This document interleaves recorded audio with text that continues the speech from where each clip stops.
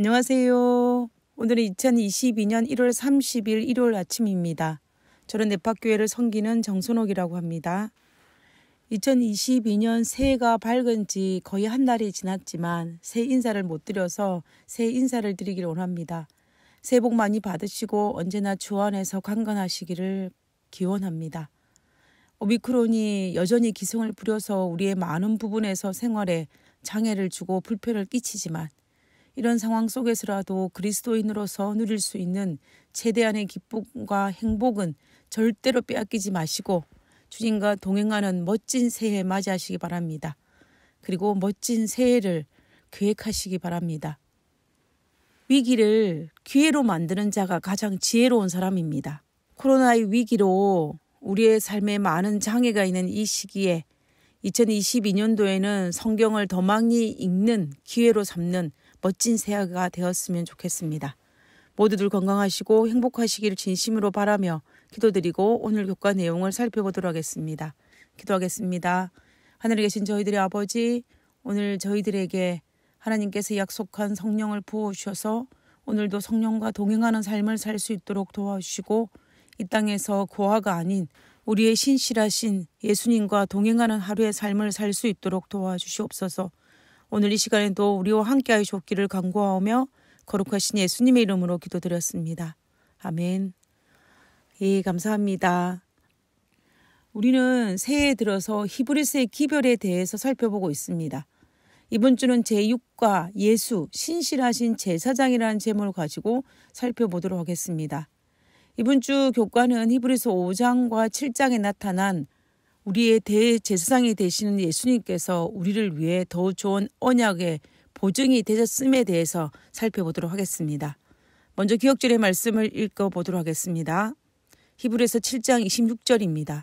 이러한 대제사장은 우리에게 합당하니 거룩하고 악이 없고 더러움이 없고 죄인에게서 떠나 계시고 하늘보다 높이 되시니라. 아담이 범죄하기 전에는 에덴 동산을 함께 거닐면서 하나님과 깊은 교제를 나누셨습니다. 그러나 범죄 이후에는 죄가 들어옴으로 말미암아 더 이상 하나님과 아담은 함께 거닐며 깊은 교제를 나눌 수가 없었습니다. 다시 말하면 하나님과 긴밀한 교제가 끊겼다라는 것입니다. 그 이유는 우리가 알다시피 하나님과 아담 사이에 죄로 말미암아 넓은 간격이 생긴 것입니다. 아담의 후손으로 태어난 우리들은 하나님을 대면할 수도 없을 뿐만 아니라 우리의 잿된 본성까지 타락시킴으로 우리는 정말 속절없는 피조물이 되고 말았습니다. 그래서 하나님과 우리 사이에도 죄로 말미암아 간격이 생겼고 우리는 에덴 동산의 아담이 누렸던 하나님과 깊은 영적 교제를 상실하게 된 것입니다. 우리는 이제는 누구의 도움 없이는 도저히 하나님과 긴밀한 영적 교제를 나눌 수 있는 불가능한 상태에 놓이게 된 것입니다. 이 문제를 해결하기 위해서 예수님이 오셨고 예수님은 죄 없이 십자가에 돌아가심으로 그 길을 열어주신 것입니다. 그리고 죄 없이 돌아가신 그 예수님이 우리의 대제사장이 되셨음을 오늘 히브리서 저자는 당당하게 말하고 있는 것입니다. 그래서 이번 주는 신실하신 우리의 대제사장이 되시는 예수님에 대해서 살펴보도록 하겠습니다. 오늘 1월 소재의 제목은 인간을 대표하는 제사장입니다. 구약에서 선지자는 하나님의 기별을 백성에게 전달하는 자라면 제사장은 백성들의 간원을 하나님께 드리는 자입니다. 그러므로 구약에서 제사장의 특징을 정리해보면 첫 번째는 죄인과 하나님 사이에 중재하는 역할을 감당하고 두 번째는 하나님으로부터 직접 임명을 받아야만 했습니다. 하나님께서는 아론을 택하셨고 그 직분은 아론의 아들들에 의해서 개성되어야만 했습니다. 우리가 구약에서 고라의 반역에서 알 수 있듯이 아론의 사촌이었던 고라가 아론이 가진 대제사장 직분을 탐하였지만 하나님께서는 아론의 쌍난 지팡이를 통하여서 제사장 직분은 아론과 그의 아들들에게 주어졌음을 다시 한번 확인시켜 주었습니다. 그러므로 제사장 직분은 내가 원하여서 할 수 있는 부분이 아니고 오직 하나님께서 임명받아야만 할 수 있는 직분이 바로 이 제사장 직분입니다. 신약시대로 넘어와서 구약의 대제사장 제도는 이미 무너졌습니다. 예수님께서 십자가에 달려 돌아가시기 전에 2명의 대제사장에게 신문을 받는 장면이 나옵니다. 현직 대제사장이었던 가야바와 이미 대제사장직을 그만둔 지 20년이 지난 전직 대제사장인 안나스입니다. 그리고 이들의 관계는 부자지간도 아니고 장인과 사위 관계입니다. 원래 대제사장은 아론의 후손이 계승하는 종신직이지만 로마 정부가 이스라엘을 통치할 때는 그들의 필요에 따라서 그들의 마음에 들은 사람을 대제사장으로 임명하였기 때문에 그 임기는 한정적이었습니다. 결국 신약에 들어와서 구약의 제사장 제도는 이미 무너졌고 하나님께서 임명하는 제도가 아니라 로마 정부가 임명하는 제도로 바뀌었습니다. 다시 말하면 더 이상 제사장으로서의 직분을 감당할 수 있는 능력을 상실하였음을 알 수가 있습니다. 자, 그다음에 세 번째는요.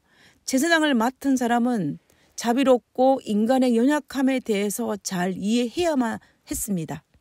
왜냐하면 죄인을 하나님께 중재하는 역할을 감당하는 사람이었으므로 죄인을 이해하지 못하고 죄인에게 자비롭게 대하지 못하면서 그들의 연약함을 이해하지 못하면서 중재자로서의 역할을 감당하는 것은 불가능합니다. 구약의 이런 제사장의 역할을 예수님께서는 우리에 대해 제사장으로서의 모든 조건을 갖추었음을 히브리서 저자는 소개하고 있는 것입니다. 첫 번째는 예수님은 우리와 하나님 사이의 완벽한 중재자로셨습니다. 두 번째는 예수님도 하나님께서 임명하셨습니다.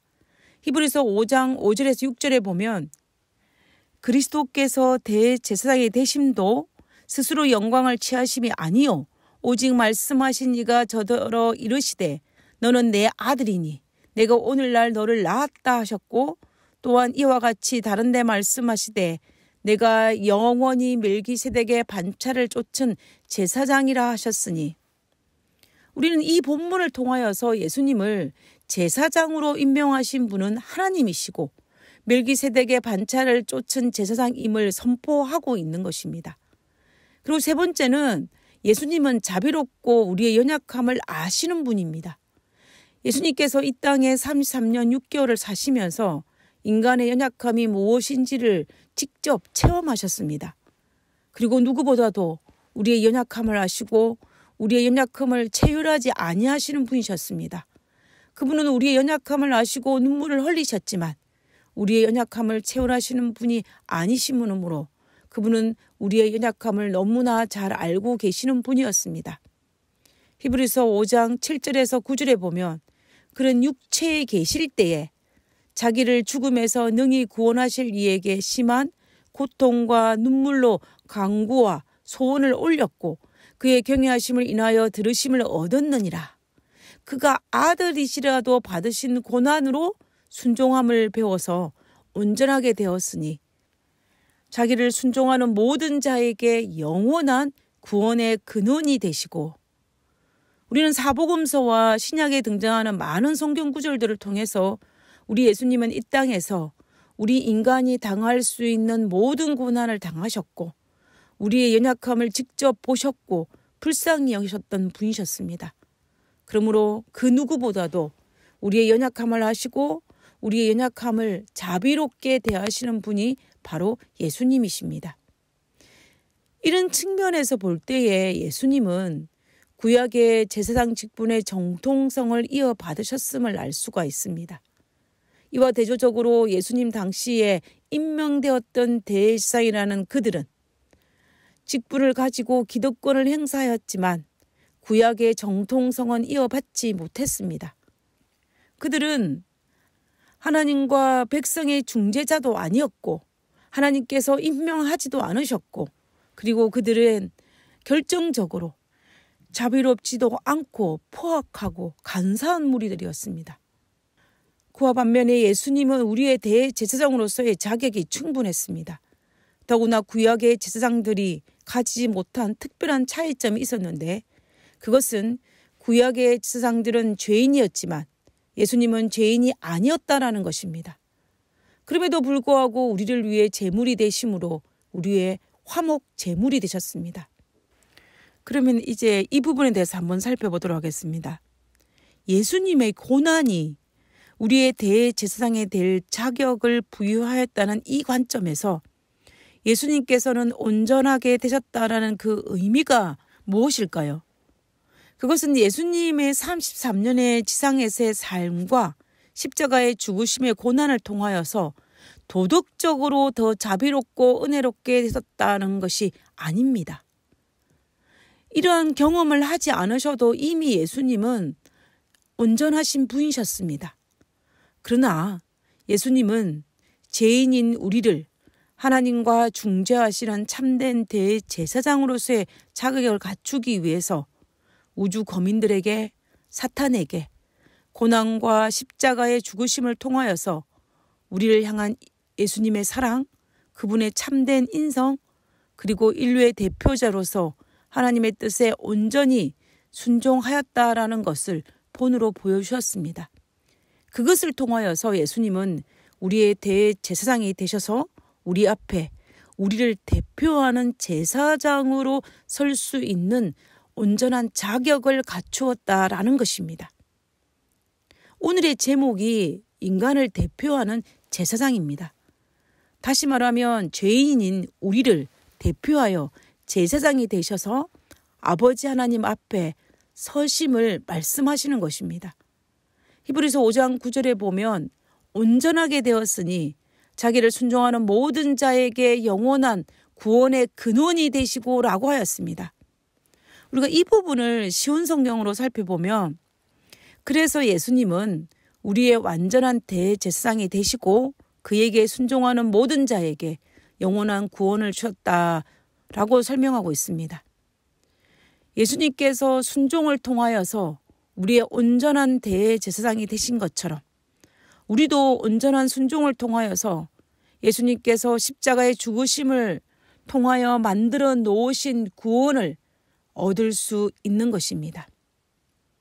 우리의 대표자가 우리의 제사장이 예수님이란 사실이 얼마나 감사한지 모르겠습니다.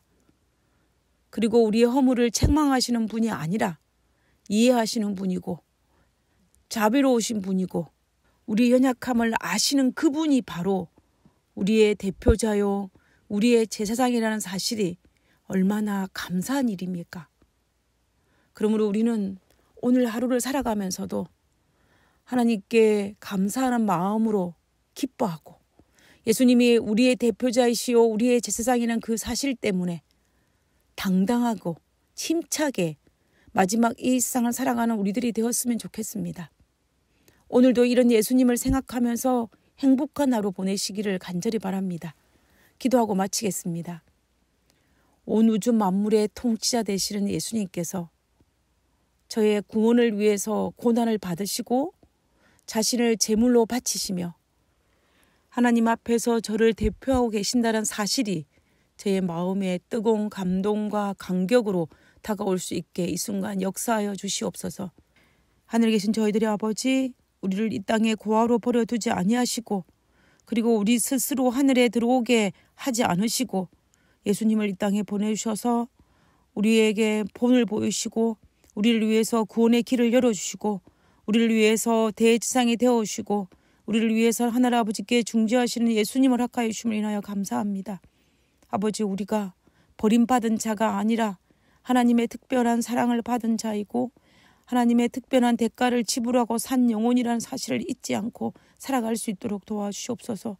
그리고 오늘 이 시간에는 그 엄청난 축복을 받은 자로서 기쁨과 감사와 찬양의 삶을 살 수 있도록 도와주시옵기를 거룩하신 예수님의 이름으로 기도드렸습니다. 아멘. 감사합니다. 좋은 하루 되시고요. 내일 뵙도록 하겠습니다. 감사합니다.